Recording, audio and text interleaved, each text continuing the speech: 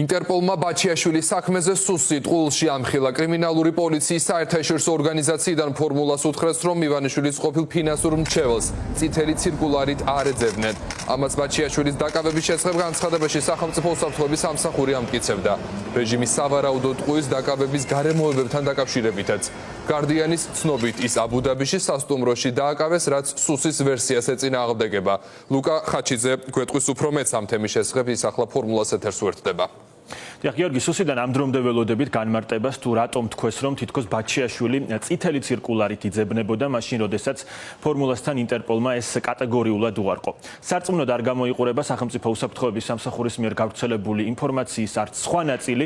გარდიანის ცნობით ოლიგარქის ყოფილი პირადი ფინანსისტი აბუ-დაბიში სასტუმროში დააკავეს, სადაც ადვოკატს უნდა შეხვედროდა.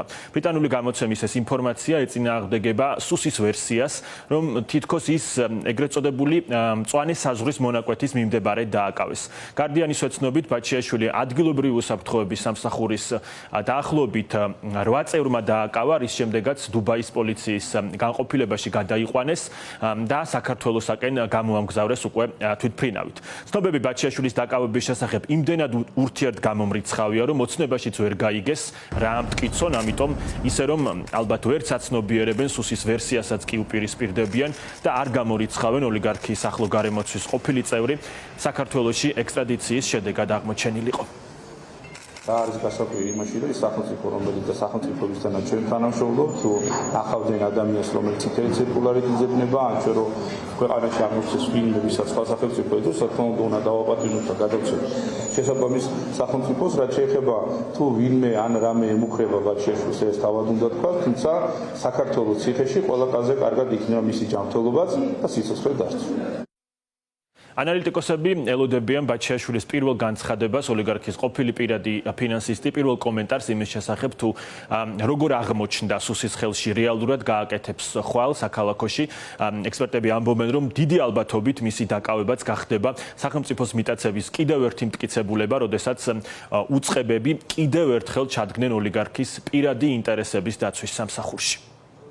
საინტერესო იქნება ხვალ მოვისმინოთ დაკავებული პირის მიერ გაკეთებული განცხადება არის გარკვეული ტიპის ბუნდოვანება თუ დავეყრდნობით ბრიტანული გამომცემლობის მიერ გაჟღერებული ინფორმაციას, რომ კონკრეტულად ბაჩიაშვილის მიმართ გატარებული იქნა რიგი სპეციალური მოქმედებები და იგი დაკავებული იქნა კონკრეტულ ადგილზე, კონკრეტულ ლოკაციაზე, მაშინ წესით ლოგიკურად იგი მწვანე ზოლში ვერ უნდა მოხვედრილიყო, იმიტომ რომ ასეთი ტიპის მოქმედებას ახასიათებს სპეციალური სამართლებრივი ჩარჩო და მსგავსი ტიპის მოქმედებები რეგულირდება შიდა ნორმატიული აქტები. გადაწყვიტეს, რომ ბაჩიაშვილი უნდა გაიწეწოს და მერე გადაეცა ეს საქმე მოსამართლეს და მოსამართლეს როგორც ესე რომ ვთქვათ, აი ამ კრიმინალური სამყაროს ერთ-ერთ მონაწილეს იმან გამოწერა 11 წლიანი ესე რომ ვთქვათ რუსულად ვიტყვი სროკი გამოუწერა.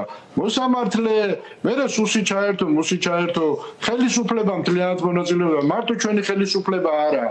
როგორც ჩანს 2-3 ქვეყნის სხვა ხელისუფლება თვალის დახუჭვის ამბავში, ხო? იმიტომ რომ ისინი პირდაპირ არ მონაწილეობდნენ, თვალი დახუჭეს, რაღაცა სხვა სარგებელი მიიღეს ამით ალბათ იმათაც, ხო? აი პოულიკაშვილი მატრიალებს იგივე ემირატების მხარეს და კიდევ ისინი არც არასოდეს არ აღიარებენ, რომ ისინი ამაში რამენაირად მონაწილეობდნენ. გიორგი ბაჩიაშვილი ხვალ საქალაქოში უნდა მიიყვანონ სხდომაზე, სწორედ იქ გეგმავს პირველი კომენტარის გაკეთებას იმის შესახებ, თუ როგორ აღმოჩნდა მიმალვაში მყოფი სუსის ხელში.